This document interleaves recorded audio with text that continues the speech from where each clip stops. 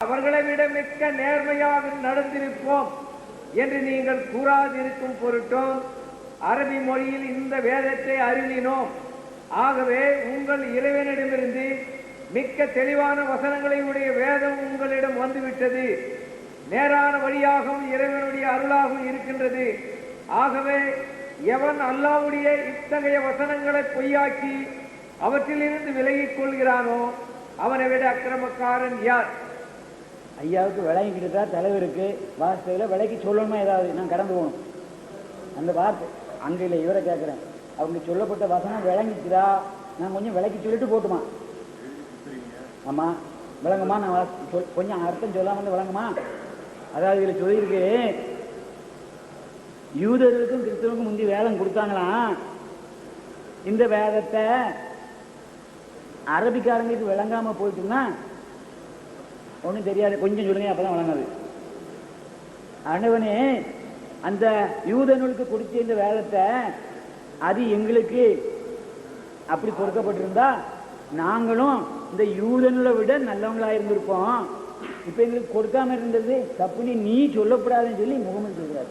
அப்படின்னு சொல்லக்கூடாதுங்கிறதுக்காக நான் அந்த யூதனுடைய வேதத்தை உங்களுக்கு அரபி மொழியில டிரான்ஸ்லேட் பண்ணி, அப்படி இங்கிலீஷ் சொல்லல, மொழிபெயர்த்து தமிழ்லையும் சொல்லல, கொண்டு வந்திருக்கேன்னு சொன்னார். கரெக்ட். அடுத்த வசனம் குர்ஆன் 6:7.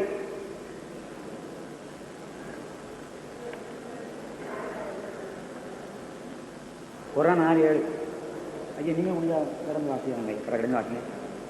கடிதத்தில் எழுதப்பட்ட ஒரு வேதத்தையே, கடிதத்தில் எழுதப்பட்ட ஒரு வேதத்தை நாம் உம்மீது அருள் செய்து, நாம் உம்மூர் அருள் செய்து, அதனை அவர்கள் தங்கள் கைகளால் தொட்டு பார்த்திருந்த போதிலும், அவர்கள் தங்களுடைய கைகளால் அதை ஏற்கனவே தொட்டு பார்த்திருந்தோம், இது பயங்கரமான சூனியத்தை தவிர வேறில்லை என்று பயங்கரமான நிராகரிப்போர் கூறியிருப்பார்கள். இது பயங்கரமான சூனியம் சொல்லி கடவுளை நிராகரிக்கிறவர்கள் சொன்னாங்க. அவ்வளவுதான். அடுத்து இது குறித்து 2 தீமோத்தேயு 4:13 பார்க்கலாமா? 2 தீமோத்தேயு 4:13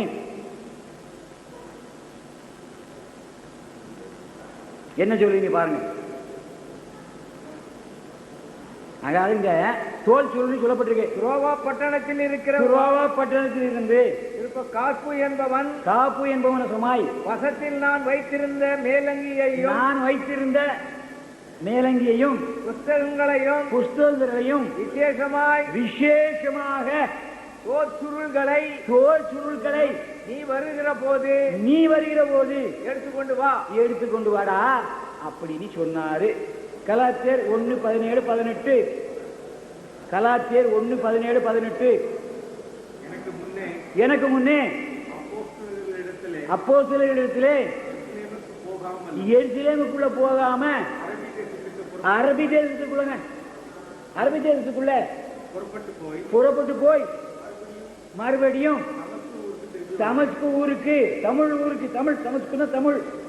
ஊருக்கு திரும்பி வந்தேன். 3 வருடம் போதும். 3 வருடம் எங்கிருந்து அது எந்த ஊரியா? எந்த ஊர்ல வர சொல்றாரு? இவனை வச்சான் கையில அந்த தோல் சுருள் இருந்துச்சாம, அதை திரும்பி வந்து சொல்றேன். அந்த துரோபட்டணத்தில் இருக்கிற காப்பு என்பவன் வசத்தில் நான் நீ இருக்கிற நான் வச்சிருந்தேனே ஒரு அடையாளம் சொல்றாரு. வச்சிருந்த வச்சு அந்த தோல் சுருள், அந்த புஸ்தகங்கள், நான் போட்டிருந்த அங்கி, துண்டு போட்டு காய போட்டு காணாம போட்டு வந்துட்டாரு. நான் அப்படி போட்டு பெரிய கூட்டங்கள் வரும்போது அதே கடையில பிடிச்சிட்டு போடுவோம் இல்லையா, வரும்போது மறந்து கொடுத்துற கூட போயிடும். துண்டு அங்கே கிடக்கும். அந்த துண்டு இது இந்த சால்வையும் அங்கே வச்சுட்டு வந்துட்டாராம். அதையும் சேர்த்துக்கிட்டு நான் அரேபியாவுக்கு போறேன், அந்த பக்கம் நீ சீக்கிரமா கொண்டுட்டு வா அப்படின்னு சொல்லியாச்சு. சரி. கலாத்தியர் 1:17-18. 1:17-18 படிக்கலாம். சரி. அது இதுல இவன் ஒரு அகால பிறவியா பிறந்தான். அந்த அப்போஸ்தலன் சொல்றது தகுதி இல்லாத ஒருவன், மற்றவங்களால அவனை அப்போஸ்தலன் சொல்லிக்கிட்டாங்க. அந்த மனுஷன் துரோகப்பட்டது இப்படி சொல்லி அந்த இதை கட்டிட்டான். அதை கடந்து போனேன் நேரம் ஆகுது. 43 43 குரான். இன்னும் சொல்றது குரான் தான், பைபிளையும் சொல்ல போறேன். பைத்தியமா எனக்கு? குரான் 43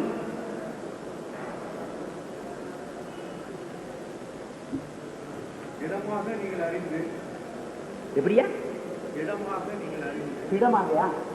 திடமாக நீங்கள் அறிந்து உணர்ந்து கொள்வதற்காக இதனை நாம் அரபி மொழியில் குரானாக நிச்சயமாக ஆக்கியிருக்கிறோம். நிச்சயமாக அரபு மொழியில் ஆக்கியிருக்கிறோம். 43 அதாவது மொழிபெயர்த்து வச்சு கொண்டு வந்திருக்கிறாங்கன்னு அர்த்தம். அரபி மொழியில குர்ஆன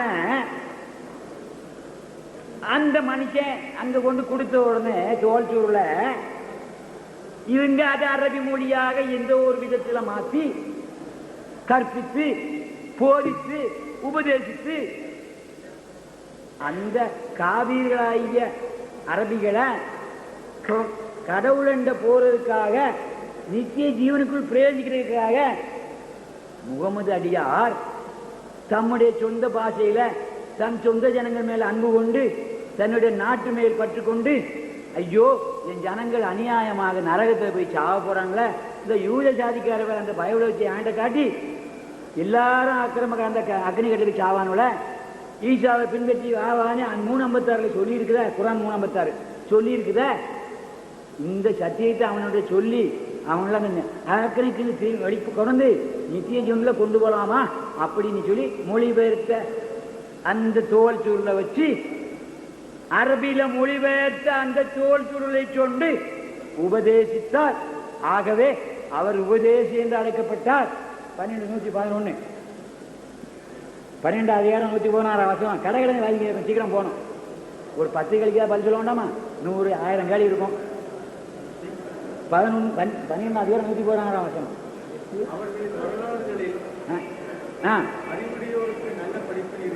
அதில் அறிவுடையோருக்கு அந்த தோல் சுருளாகிய அந்த வேதத்தில் நல்ல படிப்பினை இருக்கிறது. அந்த துறவாப்பட்டணத்தில் கொண்டு வந்து அரேபியாவுக்குள்ள கொண்டு வச்ச அந்த தோல் சுருளில் நல்ல படிப்பினை இருக்கிறது. எந்த செய்தியும் எட்டு கட்டப்பட்டதில்ல. நம்முடைய அன்பான முகமது அடியார் ஒரு கமா கூட தப்பு செய்யல, சத்தியமாக தப்பு செய்யல. செய்திருந்தால் அவருக்கு பின்னாரான தீர வச்சு கொளுத்தினாங்களே, நெருப்பினேற்று கொளுத்தினார்களே, அவர்கள் தான் செய்திருக்க வேண்டும். அந்த கலிபா தான் செய்திருக்க வேண்டும், வேற ஒருவரும் செய்யல. கரெக்ட். அதை உண்மைப்படுத்தி வைக்கிறது. இத ஒவ்வொரு விஷயத்தையும் இது இந்த தோல் சுருள் விவரித்து காட்டுது. நம்பிக்கை கொண்ட சமூகத்தவருக்கு இது நேர்வழியாகவே இருக்குது. நித்திய மோட்சத்துக்குள்ள போற வழியா இருக்குது.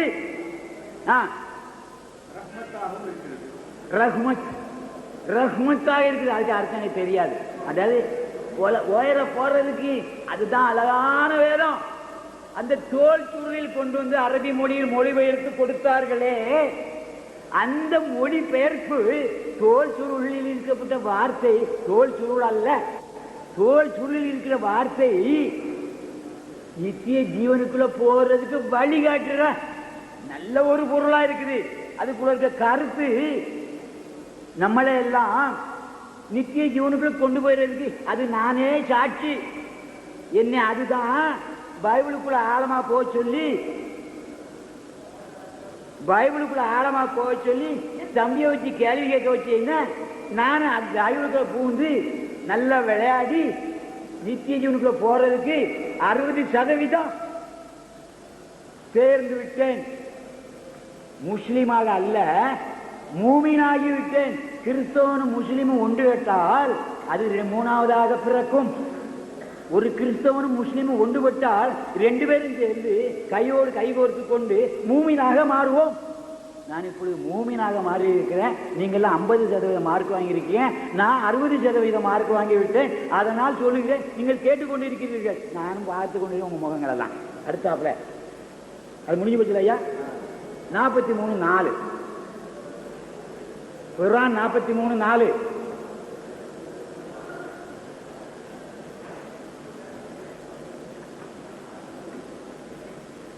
தம்பி கொஞ்சம் அந்த லைட் இல்லாமல் எனக்கு செய்ய முடியாதா? உதவி பண்ண முடியாதா? இங்கே கொஞ்சம் அதிகமாக லைட் கிடைங்க. ஏன் முகம் தெரியும்னு அவசியமே இல்லை தம்பி. நான் என்ன சும்மா புழு மளிகை கிடக்கிறேன். என் முகம் தெரியும் என்னையா இருக்கு? மக்காவாசிகளே, நீங்கள் எளிதில் அறிந்து கொள்ளும் பொருட்டு, மக்காவாசிகளே நீங்கள் எளிதாக அறிந்து கொள்ளும் பொருட்டு இந்த குர்ஆனை அரபி மொழியில் அமைத்தோம். கடவுள் இறக்கல்ல, அமைத்தோம். முகமது அடியார் தம்முடைய அரபு மொழியில் அமைத்து தந்தார். அதுதான் உண்மை. அடுத்து அவசியம் நிச்சயமாக இது நம்மிடத்தில் உள்ள கடவுளிடத்தில் உள்ள லவ்ஹுல் மஹ்ஃபூல் அப்படி இந்த தாய் நூலில் இருக்கிறதை அரபு மொழியில் நான் உங்களுக்கு மூட அரபிகளே, சுத்தம் செய்யாத மிருகங்களே, பெண்களை கொலை செய்து புதைக்கிறவங்களே, பொம்பளை பிள்ளைய குழி தோண்டி புதைக்கிறவங்களே, உங்களிடத்தில் கொண்டு வந்திருக்க நான் கை நீட்டல பாபம். அரபிகளிடத்தில் கொண்டு இருக்கேன், தமிழங்கிட்ட இல்ல. என்னுடைய சகோதரத்தில் கொண்டு வரல, என்னுடைய சகோதரத்தில் கொண்டு வரல, இந்த காட்டார்கிட்ட கொண்டு வந்தாரு. அடுத்து 26:196.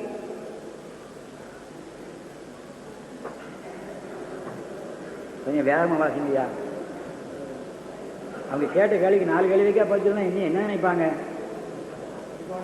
இதை பற்றிய முன்னறிக்கை நிச்சயமாக முன்னுள்ள வேதங்களிலும் இருக்கிறது. இந்த லவ்ஃபுல் மஹ்ஃபூல் என்று சொல்லப்பட்ட இந்த கடவுளுடைய கரத்தில் இருக்கப்பட்ட அந்த ஜீவனுள்ள வேதம் 10 கட்டளைகள் மோசேக்கு கொடுக்கப்பட்ட, அங்கே இருந்து கொடுக்கப்பட்ட அந்த 10 கற்பனைகள் லவ்ஃபுல் மஹ்ஃபூல் என்னும் ஜீவனுள்ள அந்த வார்த்தைகளை அரபி மொழியில் கொண்டு வந்து கொடுத்துட்டாரு முகமது அடியார். பாத்தீங்க தொடர்ந்து 69:39. 69:39. குர்ஆன் 69:39.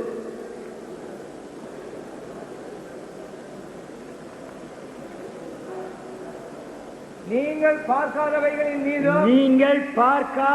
மீதும் உங்கள் கண்களுக்கு தோற்றாதவைகளின் மீதும், உங்கள் கண்களுக்கு இந்த குறுக்கு கண்களுக்கு தோற்றாதவைகள் மீதும் சத்தியமாக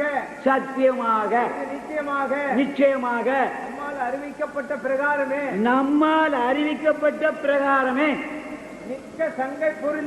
மிக்க சங்கை பொருந்திய ஒரு தூதரால் கூறப்பட்ட ஒன்று. சத்தியமும் பண்ண, நிச்சயமாக சொன்ன, கடவுள் பேரையும் சொன்ன, திரும்பி வேணா சொல்றேன் சத்தியமாக. இங்க நிறைய தூதர்கள் வந்தாங்க பத்தியலா, நிறைய தூதர்கள். முகமது ஒரு தூதர், ஈசா ஒரு தூதர், அவர் ஒரு தூதர், மூசா ஒரு தூதர், ஆபிரகாம் ஒரு தூதர், ஏசைக்கா ஒரு தூதர், ஏசா ஒரு தூதர், ஈசா ஒரு தூதர், தாவூது ஒரு தூதர், சாலமோன் ஒரு தூதர். சரி, இப்படி 120,24 தூதர். அவங்க வழியா முகமது ஐயாவுக்கு சொல்லி அரபிகளுக்கு சொல்லப்பட்டது. கரெக்ட். அடுத்த வசனம், அந்த வசனம் முடிஞ்சதா? 39 நான் திருப்பி 69 39 வாசிக்கலாம். 16:103. குர்ஆன் 16:103.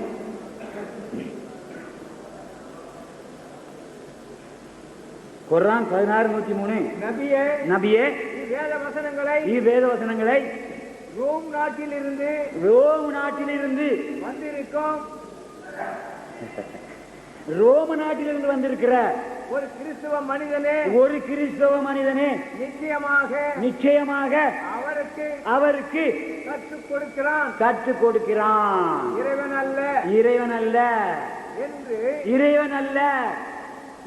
அல்ல என்று அவர் அவர்கள் கூறுவதை நிச்சயமாக நாம் அறிவோம்.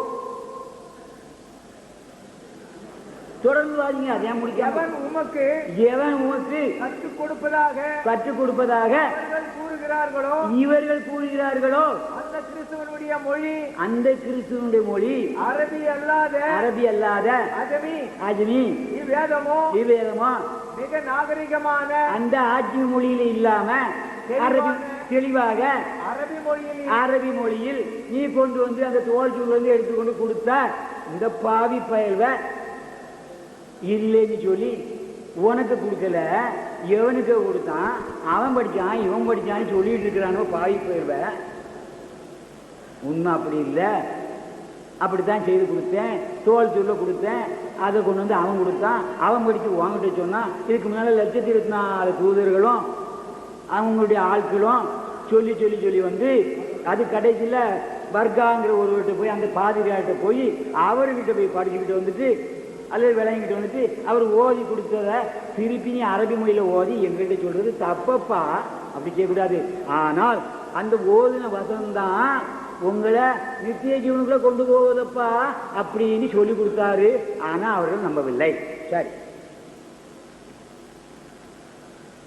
80:15 குர்ஆன் 80:15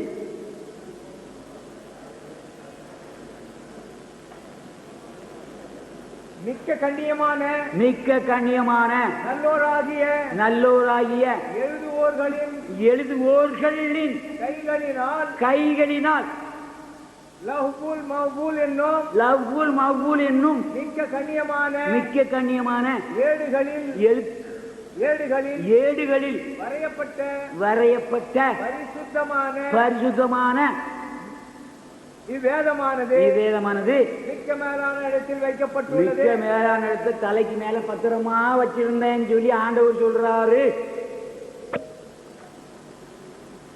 அடுத்து எந்த வசனம் வாசிங்க? இப்போ 15-16 வாசிக்கலாம். சரி, 36ஆம் அதிகாரம் 12ஆம் வசனம்.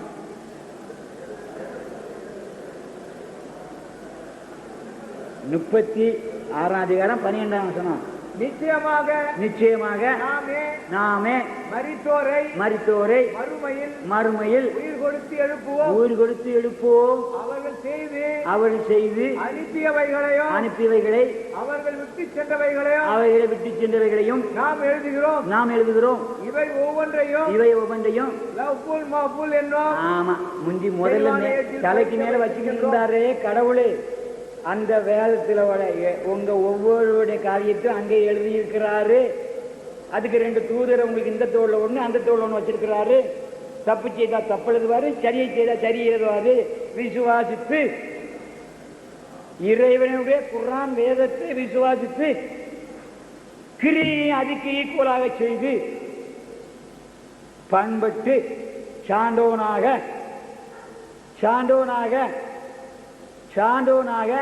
நித்திய ஜீவனுக்குள்ளே போகும்படியாக அந்த வசனத்தை உங்களுக்கு கொடுத்திருக்கிறேன் அப்படின்னு சொல்றாரு. அடுத்த வசனம் 26:192. 26:192. நபியே குர்ஆன் ஷரீப் நிச்சயமாகவே உலகங்களின் இறைவனால் அருளப்பட்டது. நான் எப்படியா சொல்லுவேன், ஒத்துக்கிடுவேன்? நான் எப்படி இதை ஒத்துக்கிடுவேன்? என்னை நித்திய ஜீவனுக்குள் இந்த குர்ஆன் வழி நடத்தி சென்றது. 1978ஆம் வருடம் அக்டோபர் மாதம் 22ஆம் தேதி 1978 ஆண்டு மாலை 8:35 மாலை 8:38 என்னை இந்த நித்திய ஜீவனுக்குள் என்னை வழி நடத்தியது. நான் முழு பாவியாயிருந்தேன். என் தாயின் சொல்லை கீழ்ப்படியாமல் துஷ்டனாயிருந்தேன். பெரம்பூர் ரயில்வே ஸ்டேஷனில் போய் சாக இருந்தேன்.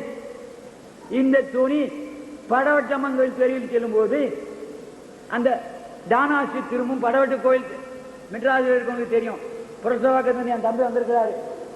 அந்த தம்பி இருக்கிறார் புரசவாக்கம். உங்களுக்கு புரசவகத்தில் டானா ஸ்ட்ரீட்னு ஒன்று இருக்கு. சைக்கிளை தள்ளிக்கிட்டே போனேன். டானா தெருக்கு கடந்த உடனே படவட்ட அம்மன் கோயில் தெரிஞ்சு ஒரு தெரு இருக்கு. அங்கே போனோடனே ஒரு சேரிக்கலை லெஃப்ட்ல திரும்ப அந்த ரோடு பிரிக்லின் ரோடு சந்திச்சுது. இந்த இடையில வந்து ஒற்ற ஓடு படவட்ட அம்மன் கோயில் தெரு. அதுல 127 நம்பர் வீட்டுல நேரே போய் சந்திச்சேன். அங்க இருந்த போதகரு நல்ல ஒரு மனிதன். 82 வயது இருந்தது அவருக்கு. பாஸ்டர் சுந்தரம் சொல்லி எங்களுடைய கன்னியாகுமரி நாட்டை ஆண்டு கொண்டிருக்கின்ற என்னுடைய சமூகத்தாரின் நேசமணியுடைய சொந்தக்காரர். எனக்கும் அப்படி நான் சொக்காரன். எனக்கு சொன்னாரு சத்தியத்தை. நான் நித்திய ஜீவனுக்குள்ள பிரவேசிக்க பக்குவப்பட்ட என் தம்பி ஹசனை கொண்டு குரான் மூலம் பைபிளுக்குள்ள பூந்து விளையாடுனேன். இப்போ 60% கடந்து மூமினாக இருக்கிறேன். முஸ்லீம்களை விட ஒரு படி கடந்து இருக்கிறேன். நீங்கள் இந்த நித்திய ஜீவனுக்குள்ள பிரவேசிக்க குரானை ஒழுங்காக படித்து முன்னுக்கு வந்து கிழவர்கள் எப்படி போனாங்க கவலையில. நான் சொல்றேன், உலகத்தில் வாழ போற பிள்ளைங்களை, என் அருமை பிள்ளைங்களை உங்க மேல தாகத்தோட கண்ணீரோட, இப்ப நீங்க எனக்கு இடம் கொடுத்தா ஒரு அரை மணி நேரம் அழுது காட்டுவேன். கண்ணீர் அரை மணி நேரம் வடியும் உங்களுக்காக. ஜெபத்தில் நாங்க 3 பேரும் இருந்தோம்னா நான் அரை மணி நேரம் உங்களுக்காக அழுவேன். எதுக்கு? இந்த பிசாசின் கையில போயிட்டு நீங்க வேதனையை அனுபவிக்க வேண்டாம். ஆண்டவனாகிய இயேசு கிறிஸ்துவ குர்ஆன் 3:56 படி ஏற்றுக்கொண்டு நித்திய ஜீவனுக்கு போக வேண்டிய வழியை படிச்சு கண்டு அறிஞ்சு நீங்க எல்லாரும் நித்திய ஜீவனுக்கு போகணும்னு ஆண்டவனை பிரார்த்திக்கிறேன். விருப்பமான செய்யுங்க. இது உங்களுக்கு கொடுக்கப்பட்ட சுதந்திரம். கடைசி தருணம் இது. கடைசி தருணம். நாளை நாம் இருப்பது அறியோ. நான் என் வாழ்வுக்கு முடிவில் வந்திருக்கிறேன். போனா போறேன். நீங்கள் அதற்குள்ளாக நீங்க இருக்கிறவங்க எல்லாம் அதுக்குள்ள வரணும். எல்லாரையும் வரணும்னு நான் வேண்டிக்கிறேன். முடிந்த வரை என் அருமை செல்ல பிள்ளைகளே, நீங்கள் அனைவருமாவது ஒரு 25-30 வயதுக்கு 40 வயதுக்கு உட்பட்ட என் பிள்ளைகளே. எனக்கு 39 வயதுல ஒரு பொம்பளை பிள்ளை இருக்கிறான். பேரன் 11 வயசுல இருக்கிறான். அதனால உங்களை சொல்றேன், இங்க 15 வயசு குறைஞ்சோ வரக்கூடாது. பேரன் கதையை பேசல. என் அருமை பிள்ளைகளே, நீங்கள் நித்திய ஜீவனை அடையும்படியாக இன்று உங்களுக்கு கடைசி தருணம் தரப்பட்டிருக்கிறது. இந்த குர்ஆனை வாசித்து நித்திய ஜீவனை பெற்றுக் கொள்ளுங்கள் என்று ஆலோசனை சொல்லிக்கொண்டு அன்போடு கேட்டுக்கொண்டு அடுத்த வசனத்துக்கு போறேன். இந்த வேதம் யாரால் கொடுக்கப்பட்டது? இறைவன், உலகத்தின் இறைவனால் கொடுக்கப்பட்டதுன்னு சொல்லியிருக்கு. நான் ஒத்துக்கிடவே மாட்டேன். குர்ஆன்ல எழுதி வச்சிருக்கிறாங்க, யாரோ தப்பிதமா எழுதி போட்டாங்க. உலகத்தின் அதிபதினா யாரு? உலகத்தின் இறைவன்னா யாரு? என் தம்பி எழுதினார் ஒரு புத்தகத்தை. இதோ உலகத்தின் அதிபதி வருகிறான், அவர் எங்களுடைய முகமது நபி அப்படின்னு எழுதி அனுப்பினாரு. எச்சரித்தேன், என் தம்பியை எச்சரித்தேன். திருந்தினாரோ திருந்தாவில்லையோ, அவருடைய உள்ளம் எப்படி இருக்குதோ எனக்கு தெரியாது. இப்போ புத்தகத்தை எடுத்து வீசுறாரு. 1.25-2 லட்சம் ரூபாய் புத்தகத்தை எடுத்து காட்டுறாரு. உள்ளம் அந்த நிலைக்கு வந்திருக்குதா தெரிய காட்டுறது. சரி, இருக்கட்டும், அதை பத்தி நான் கவலைப்படல. நான் சொன்னது சத்திய வேதத்தை சொன்னேன். அவங்க அதுல இருக்கிற சரமாலைகளை சொன்னாங்க. சரமாலை அந்த ரோஜா பூவாகிய 10 கட்டளைகளை, அதில் இருக்கிற பிரதான பூவை, அதன் 10 இதழ்களை அவங்க சொல்லவே இல்லை. இன்னும் அதுல துஷ்டத்தனமான சில காரியங்களை சொன்னாங்க. சொல்லிட்டு போட்டு எனக்கு கவலை இல்லை. அவங்க தான் ஆளுக்கு முந்தி வருவாங்க அப்படிங்கிறது கிறிஸ்தவ சித்தாந்தம். எவன் ஒருவன் ஒரு கிறிஸ்தவனை அடிச்சானோ சத்தியத்தை சொன்னதற்காக அவர் முதலாவது கிறிஸ்தவ அண்டை கொள்வார். இந்த பவுலுங்கிறவன் கிறிஸ்தவர்களை குதிரையில கட்டி இழுத்துக்கிட்டு வந்தான், சாட்டையில அடிச்சான். அதற்காக பல கிறிஸ்தவர்களை அடிச்சு இழுத்து கொண்டு போட்டு கொன்னா. சாட்டையால 39 அடி அடிச்சான். ஒவ்வொரு அடியிலும் 9 அந்த வாரில் 3 முள் இருந்தது. ஈயக்குண்டு அதை கொண்டு 39 அடி அடிச்சானுங்க. எத்தனை கிழிச்சிருக்கும். அப்படியாக வேதனைப்படுத்தினா சிலுவை சுமந்து கொள் என்று இயேசு கிறிஸ்து சொல்லிட்டு போனார். என் பின்னால வரணும்னா, நீ நித்திய ஜீவனுக்கு போகணும்னா உலகத்தின் பாடுகளை அனுபவிக்க வேண்டும். அப்படியானால்தான் நீ நித்திய ஜீவனுக்குள்ள வர வேண்டும். என் சிலுவையை சுமந்துகள். அந்த கற்ற சிலுவை இல்லை, உலகத்தின் பாடுகள், வேதனைகள். இப்படியான நேரத்தை நீங்க ஒரு கல் எடுத்து அடிப்பீங்கன்னா அதை நான் சகிக்க வேண்டும். என்னை திட்டுவீங்கன்னா நான் அதை சகிக்க வேண்டும். இப்ப நீங்க என்ன தாறுமாறா பிறந்தாலும் சகிக்கணும்.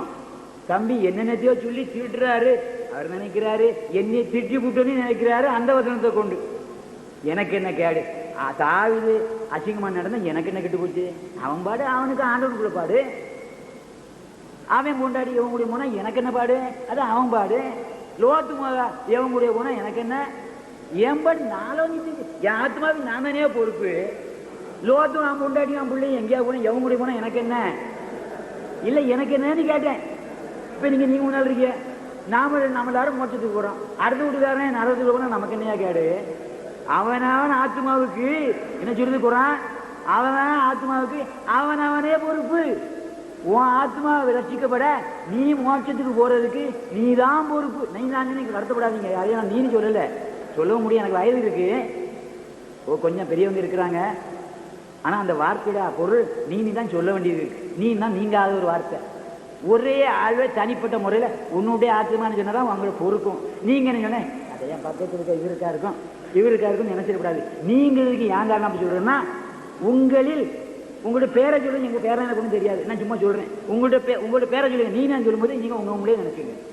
உங்களில் இருக்கிற ஆத்மா நீங்க தான் பொறுப்பு. நீங்கள் நித்திய ஜீவனுக்கு போறதுக்கு நானோ அவரோ இவரோ பொறுப்பு இல்லை. பின்னால் இருக்க நீங்க தாமஸ் கோகா பொறுப்பு இல்லை. அவனவனுடைய ஆத்மா ஈடேற்றம் பெற நித்திய ஜீவனுக்குள் பிரவேசிக்க அவனவன் தான் செயல்படணும், அவன் தான் விசுவாசிக்கணும், அவன் தான் ஈமான் கொள்ளணும், அவன் தான் கிரியை செய்யணும். இந்த ஏழைகளை ஒருவனுக்கு கொடுக்கிறவன் கர்த்தருக்கு கடன் கொடுக்கிறான். தம்பி அதிகமா அதைத்தான் செய்யறாரு. இவர் என்னது திமுக தீக்கழகன்னு நினைக்கிறாங்க. தீ கொளுத்துற கழகம் அது. எதுக்குள்ள இதயத்துக்குள்ள தீய கொளுத்துறாரு. யாருக்கு? பணம் வச்சிருக்கவனுக்கு. பணத்தை வச்சுட்டு பாதாளத்தை போகாதடா, சுத்தி இருக்க ஏழைகளுக்கு கொடு. கர்த்தருக்கு ஏழைகளுக்கு கொடுக்குறவன் கர்த்தருக்கு கடங்காரன். கர்த்தர் இவனுக்கு கடங்காரன். இப்ப இவருக்கு கடவுள் கடங்காரன். என்ன செய்யறாருன்னா, இவரு கொஞ்சம் சொத்துலாம் இருந்துச்சு, மாடு இருந்தா ஆடு நிலம் இருந்துச்சு, எல்லாத்தையும் இப்படி அடியடிச்சுட்டாரு. அடியடிக்கல, இவருடைய பொக்கிஷம் கடவுள்கிட்ட இருக்கு. இவர் அங்க நீங்களாம் நினைக்க அவர் திராவிட கடைக்காரன்னு சொல்லி, இங்க இருக்கிறதுல முதலிடம் அவர் தான். பாருங்க, இன்னும் அடுத்த முறை இவர் என்ன சந்திச்சா நல்ல மூமினும் கடந்து இன்னும் 20% கடந்து பறக்கிறதுக்கு முன்னால வருவாரு. நான் பறக்கிறத பத்தி இப்போ உங்களுக்கு ஒன்றும் சொல்லலை, இவருக்கு நான் சொல்லுவேன். அப்ப இவர் எனக்கு முந்தி போயிடுவார். பிந்தினோர் முந்தினாதாயும் முந்தினோர் பிந்தினோர். நான் மூத்தவன் பிந்துவேன். என் தம்பி இந்த அருமையான குழந்தை எனக்கு முன்னால போய் உட்கார்ந்து இருப்பாரு. அங்க இருந்துட்டு ஐயா வாங்க ஜெவமணி அப்படின்னு கை கொடுத்து இங்க உயர இழுப்பாரு. ஒரு 8 கிழமை பத்தியா கொஞ்சம் போறது கஷ்டப்படுவேன். அப்படியே உயர வந்து தூக்கிடுவாரு. ஏசுவே எனக்கு சொன்னாரு பத்தியா, நான் முந்தி வந்துட்டு நீங்க சொன்னது நிறைவேறி போச்சா? ஏசுவே நீ சொன்னீரே கிழவன் பிந்தி வருவா, நீ முந்தின நாள் உனக்கு 63 வயசுல வெளியே வந்தா, அந்த அருமை பிள்ளை 31 வயசுல வந்தான், உனக்கு முந்தி என்கிட்ட வந்துட்டான் பாத்தியா? அதுக்காக செத்து கூட பயப்படாதீங்க, அப்படிதான் சொல்லல. அதனால நீங்களும் அப்படி முந்தி வரணும். அடுத்த வருஷம் சொல்ல. இப்ப 2 ஹதீஸ் வசனங்களை, கொஞ்சம் ஹதீஸ் வசனம் இருக்கு, அதை சொல்றதுக்கு முன்னாலே என் அருமை பிள்ளை என்ன சொன்னா தெரியுமா? அவர்களில் பொய்யானவர்களும் இருக்கிறது, திருத்தப்பட்டவர்களும் இருக்கிறது, மாற்றப்பட்டவர்களும் இருக்கிறது, இந்த கொள்ளக்கார போய் ஏமாற்றி வச்சும் இருக்குது அப்படின்னு சொன்னாரு. அதனால சரியான ஹதீஸும் இருக்குது, திருத்தப்பட்ட வேத வசனங்களும் இருக்குது, மாற்றப்பட்ட வசனங்களும் இருக்குது. கடவுள் அதை மாற்றி வச்சாருன்னு அதுக்கு காரணம் சொன்னாரு. ஒரு முறை செப்பியதை இறைவன் மாற்றுவதில்லை. ஒரு முறை வாயிலிருந்து வெளியே வந்த வார்த்தையை திருப்பி ஒழுங்க முடியாது. சோமணி வாயிலிருந்து வெளியே போன வார்த்தை திருப்பி என்கிட்ட வராம, நாங்க அப்பதே சொன்னேன், ரஷ்யாக்காரன் இன்னொரு காலத்துல அல்லது இஸ்ரேல்காரன் என்னத்தையோ எடுப்பான். அப்ப சோமணி சொன்ன வார்த்தை எங்க இருக்கும்? அங்க சுத்திக்கிட்டே இருக்கும் எங்க ஒரு இடத்துல. அது எங்கேயும் பரமண்டலத்துக்கு போகாது இந்த வார்த்தை. அது குறிப்பிட்ட இடத்துக்கு மேல போக முடியாது. அதால நான் போனாலும் போவேன், போனாலும் என்ன போவேன். என் வார்த்தை நிச்சயாது எங்க போச்சுதோ அதுக்குள்ள தோண்டிக்கிட்டு நுழைஞ்சிக்கிட்டு கொடாஞ்சிக்கிட்டு இருக்கும். உங்களை கொடைஞ்சிக்கிட்டு இருக்கும் நிச்சயம். நித்திய இவனுக்கு போறாரு. சும்மா இருங்கய்யா, நித்திய அதனே முக்கியம். நேற்று முழுக்க நித்திய ஜீவனை ஏன் பேசுறது கேட்டீங்க? கேட்டாங்களா ஐயா? ஆமா, ஒரு டைம் பண்ண போது எனக்கு கவலை இல்லை. நான் நித்திய ஜீவனுக்குள்ள போறேன், நீங்கள் எல்லாரும் போறதுக்கு தயாராக அடுத்த வசனம். அதனால ஹதீஸ் என்ன பேசல, ஏன்னா அது சில காரியங்கள் சொல்லிட்டாரு. அதாவது கடவுள் குதிரை வேற தண்ணியில இருந்து உற்பத்தியானாருன்னு இவர் சொல்லல. இந்த மட இமாம்கள், சோத்துக்கு திரிகிற குருக்கள், இந்த இடைத்தரகர்கள் தன்னுடைய சோத்துக்கும் தான் பொண்டாட்டி பிள்ளை வாழ்றதுக்கும் 4 பொண்டாட்டிக்கு சோறு போகணும். ஒரு வீட்டில் சேர்த்தா 4 பொண்டாட்டி வீட்டுக்கு நான் 16 பேருக்கு சோறு போகுது. நான் 6 பொண்டாட்டி வீடு எல்லாம் 12 பொண்டாட்டி வீடு கட்டணும், தப்பு ஒன்றும் இல்லை. ஏன்னா சோறு போட்டு ஒருத்தன் இருக்கானே, அவருக்கு கொடுத்துட்டா இவருக்கு பரிசுதான் பரலோகத்துக்கு போற வழி கிடைக்குது. யாருக்கு? இந்த நடுவருக்கு கொடுத்துட்டா இவருக்கு பரலோகத்துக்கு போற வழி இருக்குது. நான் ஒத்துக்க முடியாது, தம்பி அதை ஒத்துக்கல. அதனால நான் தைரியமா சொல்றேன், இமாமுக்கு இருந்து அடிக்க வருவாங்கன்னு நினைக்க தூரம் இருந்துட்டு என் தம்பிக்கிட்ட எங்க ஒருத்தர் அடிக்க வர மாட்டாங்க. அடிச்சு போன கவலை இல்லை, அதுதான் சிலுவை. அடிச்சா படுவேன், நான் அதுக்காக திருப்பி சண்டைக்கு போக மாட்டேன். என் விரல் உடஞ்சி போச்சு, போக மாட்டேன். அதனால குர்ஆன் ஹதீஸ் வசனத்தை விட்டுறேன். ஒரு 15 வசனம் இருக்கு என்கிட்ட. தப்பிதமாக எழுதப்பட்ட, அல்லது திருத்தப்பட்ட, அதை நீக்கப்பட்ட, சேர்க்கப்பட்ட அப்படின்னு இருக்குது. அதனால அந்த பகுதியை விட்டுறேன். ஏன்னா தம்பி என்கிட்ட ஒத்துக்கிட்டார். அதனால ஹதீஸை பற்றி நான் பேசவே மாட்டேன், சொல்லலை. இனி வேற கூட்டத்தில் வேற யார்கிட்டே பேசுவேன். இனி இப்போ பாம்பேல இருந்து அரசு கூப்பிட்டு இருக்கிறாங்க. அவரு கலதனவாக்காரர் டேவிட் எழுதுவார். என்ன டேவிட் போடுவாருங்க? டிஏ என்ன ஐயா போடும்? டேவிட்டுக்கு ஸ்பெல்லிங் சொல்லுங்க. டிஏவிஐடி போட்டா டேவிட், டிஏடபிள்யூஐடி போட்டா டிஏடபிள்யூஐடி போட்டா நான் என்ன மடையனா? அப்படி யாரு? தாவூத். அவரு தாவூத்துங்கிறத என்னமோ படிச்சார் போல இருக்கு, இங்கிலீஷ் தெரியல. டிஏவிஐடிங்க கிறிஸ்தவன், டிஏடபிள்யூஐடி போட்டா எனக்கு யாரும் தெரியாதா? இவர் என்னை ஏமாத்துரு தாவூது அவர்களே அப்படின்னு நான் பதில் எழுதுனேன். ஒரு அம்பாறை இருக்கு, 35 பக்கத்தில் பச்சிருக்கேன். ஒரு 17 போஸ்ட் கார்டு இருக்கு. இந்த கூட்டத்துக்கு வந்து ஒன்னே சந்திக்கிறேங்கிறாரு. ஒருவேளை வந்திருக்கலாம். எனக்கு முகமடியே பாம்பேல இருந்து வர்றதாக மாறன் என்று ஒரு இந்து சகோதரன், நான் அவரை சேலஞ்ச் பண்ண அந்த ஆளை பாம்பேக்கு ஜனவரி மாதம் 1991 வருஷம் 15ஆம் தேதி முதல் 22ஆம் தேதிக்குள் இடையில் ஒரு ஞாயிறு வரும். அதை விட்டுட்டு மீதி எந்த நாளும் வர்றேன். வரப்போகிற செலவு என்ன பொறுத்தது? சாப்பாடு நான் சாப்பிட்டுக்கிறேன், மற்ற செலவுலாம் ஒன்றும் பொறுத்தது. பொது மைதானத்தில் போடு. இங்கே சட்டலையெல்லாம் மீறி வேற இடத்துல செய்கிறோம். கன்னியாகுமரியில் எனக்கு கூட்டம் எங்கே இருக்கணும்? நாடு தெருவில் இருக்கணும். அரசியல் கூட்டம் மாதிரி இருந்திருக்கணும். அப்படின்னா கிறிஸ்தவனும் வந்திருப்பான், ஆர்வக்காரன் வந்திருப்பான், இந்து முன்னணிக்காரன் வந்திருப்பான், சிஐடியே வந்திருப்பான், போலீஸ்காரன் வந்திருப்பான், சூப்பரண்ட் வந்திருப்பாரு, எல்லாரும் வந்திருப்பாங்க. நம்ம சண்டை படாமல் போக மாட்டோம். அதனால இந்த ஹாலில் வச்சிருக்கோம். இது கடவுளை சித்தம். எந்த பாண்டி நாட்டு தலைநகரில் வைக்க வேண்டி இருந்திருக்கு. அதுதான் காரணம். அதுவும் என் நாடு தான். அங்கே இருந்தால் இன்னும் கொஞ்சம் கூட்டம் அதிகமாக இருந்திருக்கும், அவ்வளோதான். நாங்கள் எதிர்பார்த்து 10,000 பேர், நாங்கள் எதிர்பார்த்து 10,000 பேர், குறைஞ்சபட்சம் 5,000 பேர் வருவாங்கன்னு எதிர்பார்த்தோம். 5,000 போட்டு கொடுக்க வேறு இடம் இல்லை. இங்கே 5,000 பேர் வைக்க முடியுமா? முடியாது. ஏதோ வந்திருக்கிறாங்க, ஒரு 1000, 1200 பேர் வந்திருக்கிறதாக நான் நம்புகிறேன். பரவாயில்ல, போதும். சத்தியத்தை கேட்கறதுக்கு ஒருவையும் போதும். என் பிள்ளை சத்தியத்தை கேட்டு நித்திய ஜீவனில் வந்தால் போதும். அருமையான பிள்ளை வந்தால் போதும். என் தம்பி வந்தால் எனக்கு ரொம்ப சந்தோஷம். என் தம்பி நித்திய ஜீவனில் வந்தால் இப்போ கஷ்டம் தானே. 1,00,000 சொச்சு ரூபாய்க்கு பொசுதை வச்சுட்டு என்னையா பிரயோஜனம்? நீ நித்திய ஜீவனில் வர்றதுக்கு என்ன வேதத்தை சொல்லி விட்டா இவ்வளோ நேரமோ? தம்பி நித்திய ஜீவனுக்குள்ள மனுஷன் வரைக்கும் இப்படி தான் நித்திய ஜீவன் 10 தடவை சொல்லிட்டேன். ஒரு வார்த்தை நித்திய ஜீவனுக்கு கருத்து என்ன? கருத்து மேடையில் அர்த்தம் என்ன? நித்திய ஜீவனுக்கு பிரயோஜிக்க வேத கொள்கை என்ன? திட்டுறதுக்கு இதெல்லாம் கிடைச்சாப்பா நீ சொல்றது. என்னையா திட்டின? ஐயா இங்க இருக்கிறவங்க பிடிச்சி திட்டின? இங்க எத்தனை வேத விருப்பர்கள் நித்திய ஜீவன்ல போனது எத்தனை பேர் காத்துட்டு இருக்கிறாங்க தாகமா? எத்தனை தாத்தா மாதிரி காத்துட்டு இருக்கிறாங்க. அவங்களெல்லாம் பார்த்து இப்படி கெட்ட வார்த்தை சொல்லி திட்டிக்கிட்டு இருந்தீங்க. உண்மைதானே? சத்தியத்தை சொல்லி நித்திய ஜீவனுக்குள்ள போறதுக்கு வழிகாட்டுறதை விட்டுட்டு நான் எங்கேயாவது குர்ஆன்ல இப்படி தேடிக்கிட்டா இருக்கேன். நீர் சொன்னா பதில் சொல்றேன், அவ்வளவுதான். இன்னும் சொல்ல போனா வேதனை வரும், உங்களுக்கு கஷ்டம். நான் சொல்ல மாட்டேன், சில காரியத்தை சொல்ல மாட்டேன். ஏன்னா குர்ஆன் தப்பிதத்தில் இல்லை. சிலர் அதுல நுழைச்சிருக்கிறாங்க ஹதீஸை கொண்டு. சிலர் ஹதீஸை கொண்டு நுழைச்சிருக்கிறாங்க தப்பிதத்தை. முகமது அடியார் என் அண்ணன் குருவை தப்பிதமா ஆக்கி விட்டுருக்கிறாங்க. அவர் கொடுத்த குர்ஆன் வசனங்களை தீய வச்சு கொளுத்திட்டாங்க. தன்னுடைய அரசியலுக்காக 4வது கலிபா தன்னுடைய அரசியலுக்காக குர்ஆனை கொடுத்த பெருமக்களிடமிருந்து வாங்கி தனக்கு தேவையானவற்றை எடுத்துக்கொண்டு மீதமானவற்றை சுட்டரித்து விட்டார்கள். மற்றதெல்லாம் சத்தியம்னு சொன்னாங்க. இதுல எத்தனை திருத்தப்பட்டதோ இது கடவுளா திருத்தினாரு, அல்லாவா திருத்தினார்? ஐயா திருத்தப்படல. தனக்கு தேவையானவர்கள் அதை சொன்னவன் அது கொஞ்சம் கொஞ்சம் மாற்றி மாற்றி ஏதோ மனசு இருக்கிறத சொல்லியிருப்பாங்க. இவர் புரிஞ்சுக்கிட்ட விதத்தில் அதை எழுதி விட்டு மீதியெல்லாம் எரிச்சு விட்டாரு. 1666 வசனம் தவிர மீதமானவற்றை எரிச்சு விட்டாங்க. சரி, கொடுத்ததுக்கு ஆதாரம் கேட்டீங்களா? ஐயோ பைத்தியமா போச்சு. நல்ல வேலை கேட்டாங்க. தம்பி அவர்களே எழுதியிருக்கிறார்கள் பாருங்கள். ஐயோ நான் யாரும் கேட்க மாட்டாங்களோ நினைச்சேன். கடவுளுக்கு சோத்திரம். விடுங்க, காட்டித்தானே ஆகணும். எனக்கு தெரியாது, நீங்க எழுதியிருக்க நான் காட்டுறேன். உஸ்மான் அலி அவர்கள் குர்ஆனை பல பிரதிகளால் எடுத்த போது சரிபார்த்து ஒப்புக்கொள்ள பிரதிகளை தவிர மற்றவற்றை எரித்து விட்டார்கள். எந்த நபித்தோழரும் இதை ஆட்சேபிக்கவில்லை. ஜூலை மாதம் 1990 வருஷம் 36ஆம் பக்கம் அல்ஜனத்தில் தம்பி அவர்கள் வெளியிட்டிருக்கிறாங்க.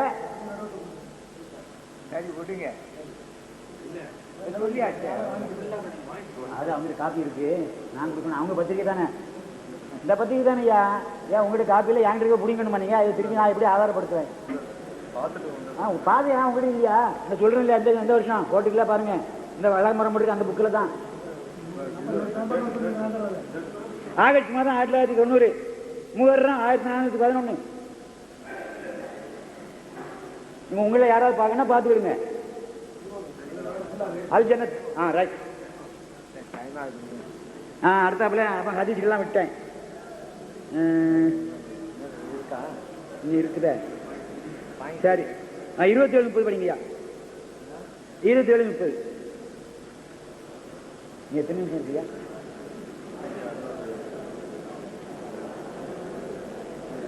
சரி, 27:30 படிங்க. அவ்வாறே பற்றி சென்று அவர்கள் முன் அடிக்கடி தத்தை எரியவே என்னத்தை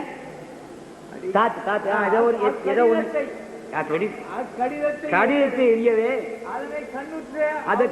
அதனை கண்ணுற்ற அவ்வரசி பிரதானிகளை நோக்கி தலைவர்களே மிக்க கண்ணியமுள்ள ஒரு கடிதம் என் முன் போடப்பட்டிருக்கிறது. ஒரு பறவை கொண்டு போட்டு போகுது. மெய்யாகவே அது சுலைமானிடமிருந்து வந்துள்ளது. நிச்சயமாக அதன் ஆரம்பத்தில் பிஸ்மில்லா ரஹ்மான் ரஹீம் அப்படின்னு எழுதப்பட்டுள்ளது. சாலமோன் தாவீதுடைய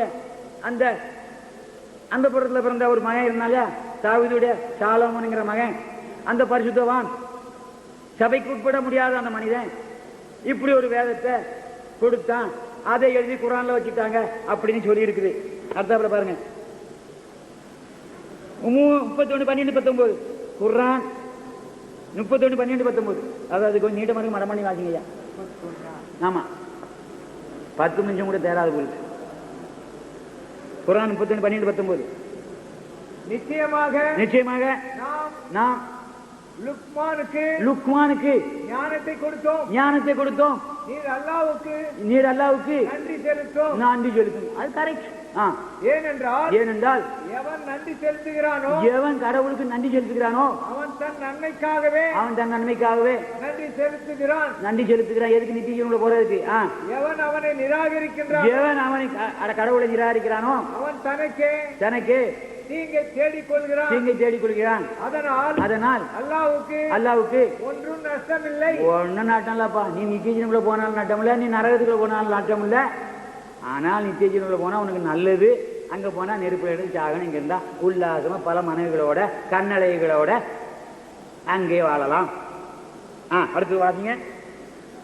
ஏனென்றால் நிச்சயமாக அல்லாஹ் சேவையற்றோனோ புகழுடையனுமாக இருக்கிறான். புகழும் நாங்க தேவையில்லை. நீ போனா உனக்கு நல்லது. நீ போனாலும் போகலாம். உனக்கு ஒண்ணு நீட்டமோ நீ குள்ளமோ நீ அகலமோ குறுகல்லையோ அப்படி அப்படியே ஒரு வித்தியாசம், ஒரு கமா விட அவனுக்கு குறைஞ்சி போறதில்லை, கூடி போறதும் இல்லை. உனக்கு நன்மை வேணுமா போ. அடுத்து அவ்வளவுதானே 19 வரைக்கும் வாசிக்கலாம். வருஷம் சொல்லு. ஆமா 31 12 19 இது லுக்மான் ஒரு எழுதி கொடுக்குறான். லுக்மான் தம் குமாரனுக்கு தன் குமாரனுக்கு நல்லுபதேசம் செய்த நல்ல உபதேசம் செய்த பொழுது என் அருமை மைந்தனே, என் அருமை மைந்தனே, நீ அல்லாஹ்வுக்கு இணை வைக்காதே. நீ அல்லாஹ்வுக்கு இணை வைக்காத, நல்லதுதான் சொன்னான். ஏனென்றால் நிச்சயமாக இணை வைப்பது நிச்சயமாக இணைப்பது மகத்தான ஒரு அக்கிரமமாகும். மகத்தான ஒரு அக்கிரமம், மகத்தான அக்கிரமம். இணை வைத்தால், கடவுளுக்கு இணை வைத்தால், அவன் பக்கத்துல ஒரு கண்ணுக்குட்டியை வச்சா, அவன் பக்கத்துல ஒரு இரவு மாட்டை வச்சா, அவனுக்கு மேல ஒரு கல்லை வச்சா, ஆபத்தான காரியம், மகத்தான வேதனை உனக்கு வரும். அடுத்து தமது தாய் தந்தைக்கு தமது தாய் தந்தையருக்கு நன்றி செய்வது மனிதனுக்கு நல்லுபதேசம் செய்தோம். நாம் நல்ல உபதேசம். லுக்மான் சொன்னா தன் மகனுக்கு, என் பிள்ளைக்கு நான் நல்ல உபதேசம் செய்துட்டேன். அவனுடைய தாய் துன்பத்தின் மேல், அவளுடைய தாய் துன்பத்தின் மேல் துன்பத்தை அனுபவித்து கர்ப்பத்தில் அவனை சுமந்தாள். அவன் பிறந்த பிறகும் 2 வருடங்களுக்கு பின்னரே அவனுக்கு பால் மறக்கடித்தாள். அவளை வேதனை சுமந்தா. ஆகவே மனிதனே, நீ எனக்கோ உன்னுடைய தாய் தந்தைக்கோ நன்றி செலுத்தி வா. முடிவில் என்னிடமே வந்து நித்திய ஜீவனுக்குள் வருவாய் என்று லுக்மான் தன் மகனுக்கு போதித்தவைகளை குர்ஆனில் நம்முடைய ஐயா, என்னுடைய குரு முகமது அவர்கள் இங்கே எப்படியோ சொன்னாங்க. அந்த ஐயா எப்படியோ அதை இதில் வச்சுட்டு மீதியை எரிச்சு விட்டாரு. எனினும் ஆண்டவன் என்று நீ அறியாததை எனக்கு இணை வைக்கும்படி, உனக்கு இணை வைக்கும்படி, உனக்கு தானே எனக்கு இணை வைக்கும்படி அவர்கள் உன்னை நிர்பந்தித்தால், அவர்கள் அதாவது மூடர்கள் உனக்கு நிர்பந்தித்தால் அவ்விஷயத்தில் நீ அவ்விருவருக்கு வழிபட வேண்டாம். வருகிற வேதனை எல்லாம் சமாளிச்சுக்க, அடிக்க போகாது, சண்டை போட போகாது. திருவல்லிக்கேணில் போன மாதிரி நீனும் ஆசிட் பல்பை வச்சுக்கிடாத, அவனும் ஆசிட் பல்பை ரெடியாக கொண்டு வேண்டாம். நீனும் ஆசிட் பல்பை வச்சுக்கிடாத, அவனும் ஆசிட் பல்பை கொண்டு வேண்டாம். உங்களுக்கு வேண்டாம். சிலுவை சுமப்போம், சண்டை போடுற கதை வேற இடத்துல. அது தம்பி அதுக்கு இருக்காரு. இப்போ தம்பி அதை ஒத்துக்கிட்டு இருக்காரு. இப்போ எங்ககிட்ட என்கிட்ட ஒத்துருக்காரு, மற்றவங்க ஒத்துக்காங்களா இல்லையோ, எங்களுக்குள்ள அது உடன்பாடு இருக்கு. நாங்கள் அங்கே ஒரு ஏக்கத்தை ஏக்கிட்டு இருக்கோம். இஸ்லாமிய கிறிஸ்தவ ஒரு ஒற்றுமை கழகணி ஒன்று உண்டாக்கி வச்சிருக்கிறோம். இப்பதான் ரெஜிஸ்டர் ஆகி போன வாரம் ரெஜிஸ்டர் ஆச்சு. இன்னைக்கு தான் 21 இப்போ கூட்டம் நடந்துட்டு இருக்கு. 10:30 வரைக்கும் நடக்கும். நான் அதில் ஒரு நிர்வாக மெம்பர் தம்பி அதில் கூப்பிட்டுருக்குறோம். இந்த ஏரியா தஞ்சாவூருக்கு இவரை நிர்வாக கமிட்டி மெம்பராக போட்டிருக்கிறோம். கூடுமானவர்கள் இவர்களோடு அன்புபடுங்கள். இதற்காக பணம் செலவழிங்க. போய் அடிச்சு விட்டு ஆசிட் பல்ப் அடிச்சு விட்டு ஜெயிலில் போய் உட்காராதீங்க. அவன் 10,000 தருவான், வாங்கி அவன் வேண்டி சுட்டு 10,000 தருவான். அந்த 10,000 நமக்கு வேண்டாம். தம்பியோட என்னங்க, நீங்கள் ஜீவகால பரியந்தம் ஒரு 2% கொடுப்பீங்கன்னு நினைக்கிறேன். அந்த பணத்தை இவர்கிட்ட கொடுங்க. இமாம் கிட்ட கொண்டு கொடுக்க வேண்டாம், கோயிலில் கொண்டு போடுறதுனால ஒன்றும் வேண்டாம். இதை செய்யுங்க. தம்பி இருக்கிறார், தம்பிக்கிட்ட பணம் இல்லை. ஒரு 15 குருணி நிலம் இருக்குன்னு நினைக்கிறேன். 15 குருணி அதான் நிறைய இருந்தது. எல்லாத்தையும் இந்த வழியில் அழிச்சு விட்டாரு. கருப்பு சட்டையை போட்டனால போச்சு. அவர் என்ன போல வெள்ளப்ப சட்டையை போட்டு வந்தாருன்னா அது இருந்திருக்கும். ஆனால் கருப்பு சட்டை போட்டா போச்சு. அது நல்லதுதான். ஏழைக்கு இறங்குறோம், கத்தருக்கு கடன் கொடுக்குறான். முடிஞ்சவங்கலாம் தம்பியோட விலாசம் அவங்க கையில் அட்ரஸில் இருக்கும், அனுப்பி வைங்க. அவர் நம்ம 2 பேருக்கும் இடையில இருந்து அந்த காரியத்தை செய்து இந்த சிறுபான்மையெல்லாம் 85%, 97 ஆயிடுவோம். ஜனாதிபதி இருக்க மாட்டான், கலெக்டர் இருக்க மாட்டான். யார் இருப்பா? தாழ்த்தப்பட்டவர்கள் அந்த இடத்துக்கு வந்துடுவாங்க. சட்டம், கவர்மெண்ட் சட்டம் தாழ்த்தப்பட்டவர்கள் இருக்கணும், வந்துடுவான். சரி, சொல்லுங்க. ஆயினி உலகத்தில் நன்மையான காரியங்களில் நீ அவர்களுடன் அன்புடன் ஒத்துவாள். எந்த விஷயத்திலும் என்னையே நோக்கி என்னை நோக்கி நிற்போரின் வழியை நீ பின்பற்றி நடந்து வா. தம்பி எல்லாரும் சொல்றாரு அவரு. இளம் பிள்ளைங்களே இப்ப சொல்றாங்கல்ல, அதை பின்பற்றி வாங்கப்பா. அந்த கடவுள் வழியில நிக்கிறாங்க பாத்தீங்களா, ஆசிட் பல்புல, அதுல போகாத, இங்க வா.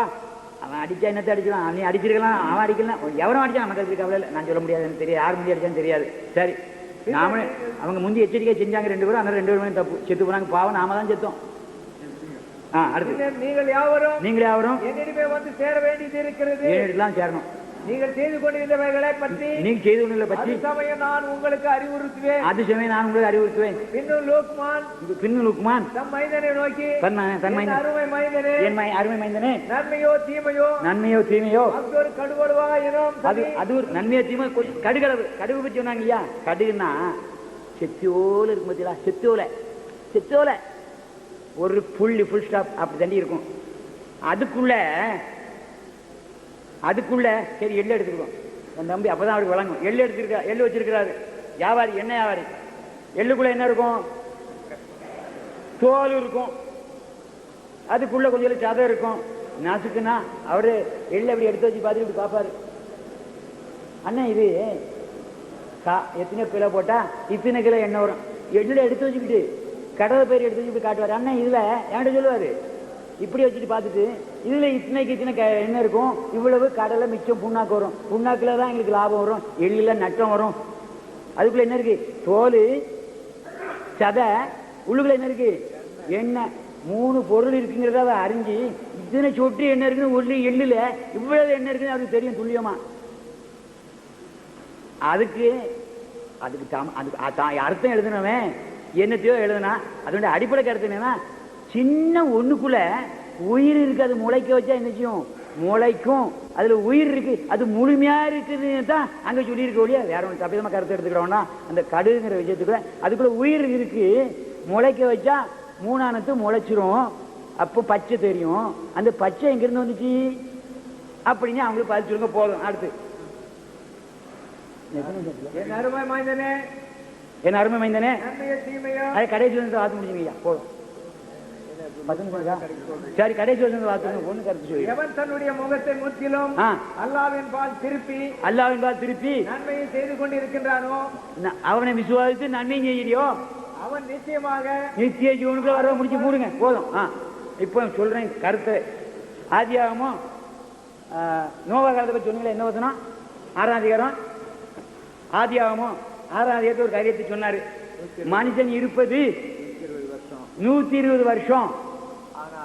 அதுக்கு சீக்கிரம் சொல்லுங்க. அவர் இருந்து 960 அது வாசிங்க. 6ஆம் 130 வருஷம் ஒண்ணுக்காக சொல்லுவான். 10 நிமிஷம் இருக்குங்க, 5 நிமிஷம் சொல்லிடலாம். சொல்லுங்க ஐயா, வாசிங்க கொஞ்சம். 6ஆம் அதிகாரம் எத்தனை வாசிங்களா? கொஞ்சம் துரிதமா சொல்லுங்களேன். அது இதோட 2 பக்கம் இருக்கு சாமி. 3 பக்கத்துல கொடுங்க தேடுறதுக்கு. நான் இளவு முள்ளின்னு சொன்னேன். முள்ளி சேர்ந்து செம்மதி எத்தனை தான் சொல்ல முடியும்? 3 பக்கத்தை கொடுத்தானு பார்த்து சொல்லிடுவேன். 92 பக்கம் சொல்ல முடியும். நியாயமா நீங்களே சொல்லுங்க ஐயா. 6 9 படிங்க.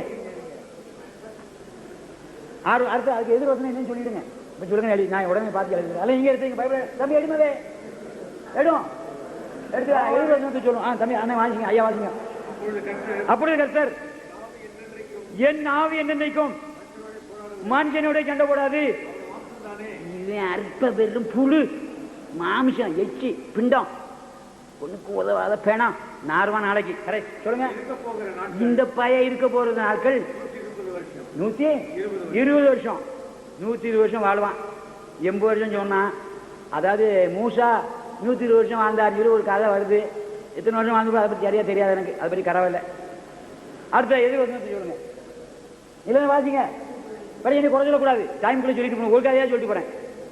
அதாவது மனுஷன் 120 வருஷம் தான் வாழ்வின்னு சொன்னானா, அதுக்கு பின்னால் 100 வருஷம் வாழ்ந்தானா, இன்னொருத்தன் 1000 வருஷம் வாழ்ந்தானா, இன்னொருத்தர் 50 வருஷம் வாழ்ந்தானா, இன்னொருத்தர் 300 வருஷம் வாழ்ந்தானா, இன்னொரு வருஷம் 500 வருஷம் வாழ்ந்தானா, எப்படியா வாழ்ந்தான் என்பது அவங்களுடைய கேள்வி.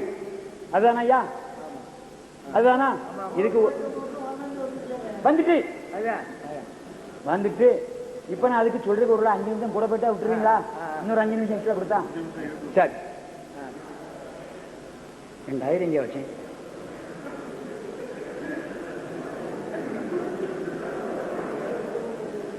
அதாவது நான் சுருக்கத்தை சொல்லிடுறேன். எனக்கு டைரி பட்டினா கூட எனக்கு ஞாபகம் போய் தான் 5 நிமிஷம் போயிடும். அதாவது நோவா கடவுளுக்கு பிரியமான ஒரு மனுஷனாக இருந்தான். கடவுளுடைய தாசனாக இருந்தான். அவன் வாழ்ற போது ஆதாமுடைய சந்ததிகள் எல்லாம் ஏறத்தாழ 1000 வருஷம் வாழ்ந்தாங்க. அவங்களெல்லாம் துன்மார்க்கனா போய் மாடோட மாடு, நாயோட நாய், பண்ணியோட பண்ணி மாறி வாழ்ந்தான். எல்லாரும் கெட்டு போயிட்டான். நோவா ஆதாமுக்குள்ள எல்லாரும் கெட்டு போயிட்டான். இந்த ஒரே ஒரு மனுஷன் நோவாங்கிறவன் கொஞ்சம் நல்லவனா இருந்தான். அன்றைக்கு இருந்த மனிதருள் இந்த நோவா மாத்திரம் கடவுள் பார்வையில நீதிமானா இருந்தான். அவன் ஒருவன் தான் நீதிமானா இருந்தான். அவனுக்கு ஒரு பொண்டாட்டி, அவனுக்கு 3 மகன், 3 பொம்முடாட்டி மாறு, மொத்தம் 8 பேரு. அதனால இருந்த மனுஷன்ல அவன் நீதிமான், இருந்த மனுஷன்ல அவன் நீதிமான். அந்த நோவாங்கிறவன் எல்லாரும் கப்பலுக்குள்ள போடான்னு சொன்னாரு. எப்படி சாமி போவேன்னு கேட்டான். கதையை தான் சொல்றாங்க, வசனத்தை கரெக்டா சொல்றேன்னு நினைக்கிறாங்க. சப்ஜெக்ட் அப்பதான் முடியும். இந்த கப்பலுக்குள்ள போடான்னு சொன்னாரு. அப்ப இது எப்படி சாமி போவேன்னா, குப்பையில் மரத்தில் ஒரு கப்பலை கட்டு, அதுக்குள்ள இருக்கிற ஜீவராசியெல்லாம் அனுப்பிடுள்ள. இந்த படுகொலைகள்கிட்ட யார்கிட்ட, ஆதாமுடைய சந்ததிக்கிட்ட, இந்த ஆத்மா செத்து போன மிருகங்கள்கிட்ட சொல்லு, நான் இப்போ இது வரைக்கும் பூமியில மழை பெய்யலை, 1000 வருஷம் என்ன இல்லை, பூமியில மழை இல்லை, நான் மழையை ஊற்ற போறேன். அரேபியாவில் 25 வருஷம் 50 வருஷத்துக்கு ஒருக்கா மழை பெய்யுமா. சில பிள்ளைங்க 50வது வயசுல மழையை காமிப்பாங்களாம், சில பிள்ளைகளை 25வது வருஷத்துல மழையை காமிக்கலாம், சில பிள்ளை 2வது வருஷத்துல மழையை கண்டுருவாங்களாம், சில பிள்ளை பிறக்கச்சிலேயே மழையை காணுவாங்களாம். திட்டமா தெரியாது, அவனும் பிறக்கிற அன்னைக்கு மழை பெய்யுதா, அன்னைக்கு இருந்து எத்தனை வருஷத்துக்கு ஒருக்கா மழை பெய்யுமா. அரபியானு நான் சொல்ல கேட்டிருக்கேன், நான் பார்த்ததில்லை, கேட்டு சொல்றேன். அது உண்மையை பொய்யனே தெரியாது. ஆனால் அங்கே 1000 வருஷமும் மழை பெய்யல. ஆதாரப்படுத்தணும்னா தத்துவ ரீதியா ஒரு கூட்டத்தை கொண்டாடுங்க. நான் சொல்ல வரேன், நான் சொன்ன சட்டத்துக்கு இதுபடி. அப்போ மழை பெய்யல, எலே டே பயிர்வலா, மழை பெய்ய போகுது, மழை வர போகுது, மழை வர போகுது, எல்லாரும் கப்பலுக்குள்ள வாங்கடான்னு சொன்னான்.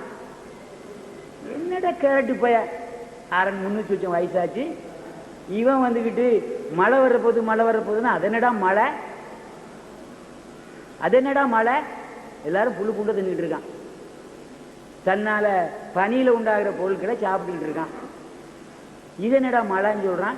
படக்கலாவை பைத்தியம் முடி பேசுறான்னு சொல்லிட்டு போனான். மழை வந்துச்சு. மழை வர்றதுக்கும் கடவுள் சொன்னார் இல்லையா, அந்த கப்பலை கட்டுறதுக்கும் 120 வருஷம் ஆச்சு. கப்பலை கட்டி அதுக்குள்ள மிருகங்களை போய் சொல்லி இந்த அவன் பொண்டாட்டி பிள்ளை எல்லாம் வைக்கிறதுக்குள்ள 120 வருஷம் ஆச்சு. கட்ட தொடங்கும் போது மூத்த மகனுக்கு 22 வயசு. கப்பலை கட்ட தொடங்குற போது யாருக்கு, நோவாவுடைய மூத்த மகனுக்கு யாவேத்துக்கு 22 வயசு. சாமுக்கு 99, 100க்கு 3 குறையா 97 வயசு. 100 வச்சுக்கிறோம். அப்ப 100ம் 20 வச்சுக்கிறோம். அவனுக்கு 120 வருஷம் ஆச்சா. இந்த 120வது வருஷத்துல மழை வந்துச்சு. மழை வந்து கொட்டுன்னு கொட்டிச்சு. இன்னைக்கும் பாருங்க, மெந்தாரம் இருக்கட்டும், மழை ஒரு துளி விழ வேண்டாம், கிணத்துல அளந்து பார்த்துங்க, முத நாள் கோடு போட்டுருங்க, இவ்வளவு உயரம். என் தம்பி வீட்டு கிணத்துல பாருங்க, என் தம்பி வீட்டு கிணத்துல பாருங்க, ஒரு முனை ஏறலைன்னா என்ன ஏன்னு கேளுங்க, அந்த இடத்துல ரோட்டில் விட்டு அடிங்க. மழை பெய்ஞ்சிச்சா, மேகம் மந்தாரம் ஒன்றுன்னு 1 முழம் கூடுது, பூமி பொழிக்கு. கடவுள் சொன்னா நடக்குமா நடக்காதா? இது விஞ்ஞானப்படி நான் உங்களுக்கு திருச்சி சொல்லி காட்டிக்க தரேன், விளக்கி தரேன், சத்தியோதனை சொல்லித்தரேன். கப்பலை கட்டுறதுக்கு 120 வருஷம் ஆச்சு. கப்பலை கட்டுறதுக்கு 120 ஆச்சு. மனுஷன் செத்து மறந்துட்டான், எல்லாரும் செத்து போனான் தண்ணியில. இந்த 8 பேரும் வெளியே வந்தாங்க. அவன் கிழவன் பிள்ளை பெறல. இந்த 3 பேரும் தொடர்ந்து பிள்ளை பெற்றானுவன். பிள்ளை பெற்று அவங்க பிள்ளையும் பெற்று 500 வருஷம் 600 வருஷம் 300 வருஷம் 400 வருஷம் இருந்தானுவன். அங்கே சொல்லப்பட்ட வசனம் 120 வருஷத்துல உங்களை தான் அழிக்க போறேன். இந்த இப்ப இருக்கிற மனிதரை அழிக்க போறேன்னு சொன்னாரே தவிர, நோவாக்கு பின்னால ஒவ்வொருவனும் இந்த 120 வருஷத்துல செத்து போவான்னு யாரையும் சொல்லல. போதுமா? இதான் விளக்கம். இதுக்கு மேல டைம் இருக்காயா? எவ்வளவு இருக்கு? வசனத்தை வாசி கூட நேரம் இருக்காது ஐயா. சரி, மன்னிச்சுக்கிடுங்க. நாளைக்கு முடிஞ்ச வரைக்கும் சொல்லிட்டு போறேன். கேள்விகளுக்கெல்லாம் அதாவது வசனமா சொன்னாங்கல்ல, அதை எப்படி சொல்லிருக்கு, இதை எப்படி சொல்லிருக்கு, இதை எப்படி சொல்லிருக்கு, இதை எப்படி சொல்லி அத்தனைக்கும் எத்தனைக்கு முடியுமோ என் சப்ஜெக்டையும் சொல்லி முடிச்சுட்டு 3 பக்கத்துல தான் இருக்கு. அவர் எத்தனை பக்கம் தருவாருன்னு தெரியாது. 192 பக்கம் தந்தாலும் தருவாரு, 200 தந்தாலும் தருவாரு. என் பாவமூட்டையை சுமந்துக்கிட்டு முடிஞ்சா என் சப்ஜெக்ட் 3 சொல்லி விட்டு 3 பக்கம் இருக்கியா இப்பவே சொல்லிட்டு போறேன். ஐயாட்ட கொடுத்தாச்சு நேரத்தை. ஒரு பக்கம், 2வது பக்கம், 3வது பக்கத்துல பாதி, 2.5 பக்கம் தான் இருக்கு. அதாவது நான் மணியை குறைச்சிக்கிட்டேன். 6 மணிக்கு நான் போயிடுவேன் சாயங்காலம். யாராவது கள்ளத்தனமா ஓட்டான்னு நினைக்காதீங்க. இப்பவுமே சொல்லிவிட்டேன். எனக்கு எவ்வளவு தண்டனை தெரியல அவ்வளவு தாருங்க. 9 மணி to 6 என்னைய ஒருமிக்க பேச விட்டு ஐயாட்ட பேச நான் போயிடுறேன். நான் சில சங்கடங்கள் இருக்கும், கஷ்டமும் இருக்கும். அவங்க சொன்னாலியா வேதத்தின் அடிப்படையில் குரானில் இருக்கிற வசனத்தை கொண்டு எதை சொன்னாலும் தாங்கிடுவீங்கிறீங்க. நான் சொல்ல மாட்டேன் சார். ஐயாவை வாசிப்பிச்சுன்னா அவர் உங்கள் முன்னால் வாசித்தா விடுவேன். என்னுடைய குருவை நான் சொல்ல மாட்டேன். என் குரு மேலே நான் குற்றம் சொல்ல மாட்டேன். முகமது அடியார் மேலே குற்றம் சொல்ல மாட்டேன். ஆயிஷா மேலே குற்றம் சொல்ல மாட்டேன். ஹப்சா அலி மேலே சொல்ல மாட்டேன். மற்றவங்க மேலெல்லாம் சொல்லுவேன். இந்த 3 பேர் மேலேயும் சொல்ல மாட்டேன். கதிஜா பிராட்டியார் மேலே சொல்ல மாட்டேன். ஜைனுக்கு மேலே சொல்லுவேன். அவன் ஆம்பளை சொல்லுவேன். அப்படியான மனிதர்கள் மேலெல்லாம் குற்றம் சுமத்துவேன். ஏதாவது குற்றம் சொன்னா அதெல்லாம் பச்சை ஓப்பனாக சொல்லுவேன். சட்டையை திறந்து வச்சு சொல்லுவேன். சுடனா சுட்டுக்கிடுங்க. இந்த என்னுடைய தலைவன் முகமது அடியார் மீது ஒரு குற்றமும் நான் கண்டதில்லை, சொல்ல மாட்டேன். அப்படி சொல்ல வேண்டிய வசனம் வந்து ஐயா கையில் கொடுத்துருவேன். படித்தா படிக்கணும். அதாவது தம்பி ஒருத்தர் வந்து அவர்கிட்ட சொல்லிட்டேன், காட்டினேன், கொடுத்துருவேன். நான் 6 மணி பிறகு இருக்க மாட்டேன். அதுக்கு முன்னால் உள்ள காரியத்தை சொன்னால் எனக்கு டைம் கொடுத்தா சமயம் கொடுத்தா நீங்கள் 2 மணிக்கு வாங்கன்னு சொல்லிட்டு 3:30 மணிக்கு தொடங்குற மாதிரி இருந்தால் எம்பாடி கிளம்பி போயிடுவேன். எனக்கு ட்ரெயின் போயிடும். அதனால் நான் நிற்க மாட்டேன். உங்களுக்கெல்லாம் வழங்கிட்டுல ஓடலை, பயந்து ஓடலை. என் டைம் நான் நாளைக்கு காலை சர்ச்சில் 8:30 மணிக்கு இருக்கணும். ஆவடியில் போய் நான் பேசணும். பாஸ்டர் சுந்தர அசம்பிளி பேசுவேன். பாஸ்டர் தாமஸ் அசம்பிளி பேசுவேன். இந்த இதை கொடுத்தும் பேசுவேன். எல்லா பயில்களா எல்லாரும் முஸ்லீமாங்கிறான்னு சொல்லுவேன். குரான்ல இருந்து பேசுவேன். நாளைக்கு சாயங்காலம், ஞாயிற்றுக்கிழமை சாயங்காலம் காலையில் பாஸ்டர் சுந்தர அசம்பிளியில் தம்பிக்கு தெரியும். அங்கே போய் காலையில் பேசுவேன். காலை போய் சாட்சி சொல்லுவேன், இப்படி நடந்தேன் அப்படின்னு. அவன் திட்டினான்னு கேட்டுவிடுவேன். ரைட். ஐயா பெரியவர்களே, காலையிலிருந்து இந்த 9 வரையும் பொறுமையாக விழா அமைப்பு குழுவின் சார்பாக நன்றியையும் உங்கள் மத்தியிலே பாராட்டுதலையும் தெரிவித்துக் கொள்கிறேன். அதாவது நேற்றைய தினம் நடந்த நிகழ்ச்சி தலைப்புக்குள் வராமலே பேசினார்கள். அது யார் பேசினார்கள் என்பது உங்களுக்கு தெரியும். இன்றைய தினம் தலைப்புக்குள்ளாகவே பேசினார்கள். ஒரு சில நேரங்களிலே தலைப்பை விட்டு மாறி சென்றிருக்கலாம். ஆனால் இன்றைக்கு பரவாயில்லை என்றுதான் சொல்ல வேண்டும். உங்கள் மத்தியிலே ஒரு கருத்தினை சொல்லி இந்த நிகழ்ச்சியை நிறைவு செய்யலாம் என்று நினைக்கின்றேன். தொடர்ந்தால் உங்களுக்கும் சலிப்பு தட்டும். ஏனென்று கேட்டால் நேரமோ 9:55 தாண்டி விட்டது. எவ்வளவு பெரிய ஒரு ரசனைக்குரிய நகைச்சுவைக்குரிய நிகழ்ச்சியினை அமைத்தாலும் மனிதனுக்கு அந்த மன அமைதி என்பதோ அல்லது மனதை ஒருங்கிணைத்து கொண்டு வருவது என்பதோ சற்று சிரமமான ஒன்று. ஆனால் இந்த வகையிலே பார்க்கின்ற பொழுது நீங்கள் எல்லோருமே இறைவனுடைய நல்லடியார்கள் தான் என்றுதான் சொல்ல வேண்டும். அடுத்ததாக நாங்கள் என்னை பற்றி கூட சொன்னார்கள் நடுவர் அவர்கள். இன்றைய தினம் சென்னையிலே ஒரு நிகழ்ச்சி நடைபெறுகிறது, அதற்கு நானும் ஒரு உறுப்பினர் என்ற வகையிலே சொன்னார்கள். உண்மைதான். என்னுடைய நோக்கம் பணி என்பதே இஸ்லாமியர்களையும் கிறிஸ்தவர்களையும் இந்த சமுதாயத்தின் எதிரிகளுக்கு எதிராக ஒன்று திரட்ட வேண்டும் என்பதுதான். இதனை குறிப்பிடுவதற்கு காரணம் அப்படிப்பட்ட ஒரு நிகழ்ச்சி சற்றைக்கு முன்பாக எனது மனதிலே ஒரு சஞ்சலத்தை ஏற்படுத்திவிட்டது.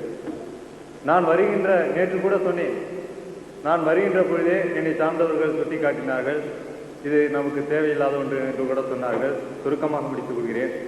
தேவையில்லாத ஒன்று. இதற்கு போய் நாம் ஒருங்கிணைத்து நடைபெறுகின்ற பணி ஏராளமாக இருக்கிறது. இதற்கு நீங்கள் ஒரு பிரிவினையை உண்டு பண்ணி கொண்டிருக்கின்றீர்கள் அப்படி என்ற வகையிலே சொன்னார்கள். நானும் அதனை மீறி கொண்டு வந்தேன்.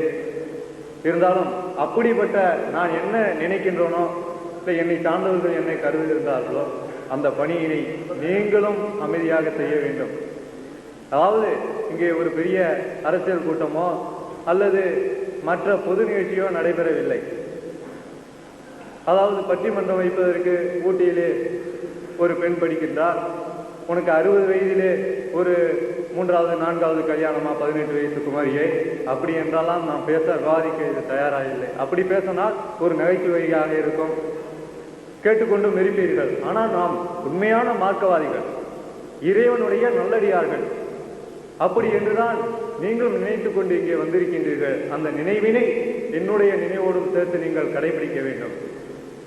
என்னை பற்றி சொல்ல வேண்டுமானால், நான் ஆரம்ப காலகட்டத்திலே, அதாவது இதே கொள்கையை ஏற்றிருக்கின்ற காலகட்டத்திலே என்னுடைய தீர்வு, அதாவது ஒரு பங்கு என்பது, நான் ஏற்றிருக்கின்ற கொள்கையின் அடிப்படையில் ஒரு பங்கு என்பது ஸ்பாட் சால்வ் என்று சொல்லக்கூடிய ஒரு கொள்கையை கடைபிடிப்பேன். ஒரு நிகழ்ச்சி, ஒரு இடத்திலே ஒரு கலாட்டா நடைபெறுகிறது என்றால் அதே இடத்தில் அதே ஸ்பாட் சால்வ் நான் கொடுத்து விடுவேன். அப்படிப்பட்ட ஒரு காலகட்டம் என்னுடைய கொள்கைகளை நான் நிலைநாட்டுவது என்பது ஒரு மூர்க்கத்தனத்தை கொண்டிருந்தேன். அப்படிப்பட்ட ஒரு நிலைமையிலே இருந்தேன். ஆனால் இன்றைய தினம் மார்க்கத்தை ஆராய்கின்ற பொழுது, ஆனால் என்னுடைய கொள்கையை நான் விட்டுவிடவில்லை, ஆனால் நான் எடுத்துக்கொண்டிருக்கின்ற வழியை சற்று மாற்றி அமைத்திருக்கின்றேன். அதன் அடிப்படையிலே நான் இன்றைய தினம், நான் நேற்றைய தினம் கூட அறிமுக உரையிலே சுட்டிக்காட்டினேன். என்னுடைய பார்வையில் பகுத்தறிவாதம் நாத்திகவாதம் என்பது சற்று வித்தியாசமாக இருக்கும் என்று கூட குறிப்பிட்டேன். அதன் அடிப்படையிலே நீங்கள் அனைவரும் ஒத்துழைக்க வேண்டும். மார்க்கவாதிகள் இறைவனுடைய நல்லடியார்கள், மார்க்கத்தின் பிரதிநிதிகளாக இருப்பவர்கள், அதை நம்ம நிச்சயமாக நாம் கடைபிடிக்க வேண்டும். நெறிகுணம் தளம்பாது. மார்க்கத்தை பற்றி நிறைய அறிந்து தெரிந்து வைத்திருக்கின்றீர்கள். ஆகையாலே மார்க்கத்தின் அடிப்படையிலே தான், வாதத்தின் அடிப்படையிலே தான் மோத வேண்டும்.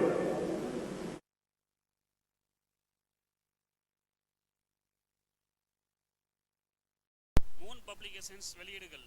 இஸ்லாமிய அடிப்படை கல்வி, திருமுறையின் தோற்றுவாய், திருக்குரானில் அறிவியல் சான்றுகள் பாகம் 1, அர்த்தமுள்ள கேள்விகளும் அறிவுபூர்வமான பதில்களும், குரான் கூறும் ஓரிரை கொள்கை, நபி வழியில் தொழுகை சட்டங்கள், மாமனிதர் நபிகள் நாயகம், குரான் மட்டும் போதுமா, ஹதீஸ்கள் குரானுக்கு முரண்படுமா, அழகிய இஸ்லாமிய பெயர்கள், இதுதான் பைபிள், ஜனாசாவின் சட்டங்கள், ஏகத்துவமும் இணை வைப்பும், திருக்குரானின் அறிவியல் சான்றுகள் பாகம் 2, இஸ்லாம் பெண்கள் உரிமையை பறிக்கிறதா, பிறை ஓர் விளக்கம், இஸ்லாம் ஓர் இனிய மார்க்கம், நபி தோழியர் வரலாறு, குற்றச்சாட்டுகளும் பதில்களும், நோன்பு, இயேசு இறைமகனா, வருமுன் உரைத்த இஸ்லாம், உண்மை தோழர் அபுபக்கர் அலி, பெண்களுக்கான நபி வழி சட்டங்கள், அறிவுச்சுடர் அன்னை ஐசார் அலி, இஸ்லாத்தில் சொர்க்கம் நரகம், நபி தோழர்களும் நமது நிலையும், துவாக்களின் தொகுப்பு, முகைதீன் மௌலிது ஒரு ஆய்வு, குரானை எளிதில் ஓதிட, நபிகள் நாயகம் பல திருமணம் செய்தது ஏன், யாக்குத்பா ஒரு ஆய்வு, நபி வழியில் நம்ஹஜ், நபி வழியில் குழந்தை வளர்ப்பு, தராவி தொழுகை ஒரு ஆய்வு, ஜக்காத் ஒரு ஆய்வு, இஸ்லாத்தில் இல்லறம், கியாமத் நாளின் 10 அடையாளங்கள், நபிகளாரின் நற்போதனைகள், மன்னரை வாழ்க்கை, பைபிளில் நபிகள் நாயகம், இஸ்லாத்தின் பார்வையில் பில்லி சூனியம், தர்கா வழிபாடு, நபிகளாரின் இறுதி நாட்கள், இஸ்லாமிய கொள்கை, சரியான ஹதீஸ்களும் தவறான ஹதீஸ்களும், சந்திக்கும் வேளையில் கொள்கை விளக்கம், பேய் பிசாசு உண்டா, கற்பனை கதைகள், நவீன பிரச்சனைகளும் தீர்வுகளும், தப்லிக் தாகலிம் தொகுப்பு, சுபகான மௌலிது ஒரு ஆய்வு, மனிதனுக்கேற்ற மார்க்கம், நேர்ச்சையும் சத்தியமும், மனனம் செய்வோம், விளக்கப்பட்ட உணவுகள், அர்த்தமுல்லா இஸ்லாம், குர்பானியின் சட்டங்கள், தொழுகை, இஸ்லாத்தின் பார்வையில் கனவுகள், இஸ்லாமிய திருமணம், இறைவனிடம் கையேந்துங்கள், மீராஜும் அதன் படிப்பினைகளும், வேதம் கொடுக்கப்பட்டோர் யார், மற்றும் prophet Mohammed the greatest man மற்றும் டிஇடிஜே மார்க்க அறிஞர்கள் உரையாற்றிய CD டிவிடிகள் கிடைக்கும் இடம் மூன் பப்ளிகேஷன், 83/3, மூர்தரு, முதல் மாடி, மண்ணடி, சென்னை 1. Phone number 65690810.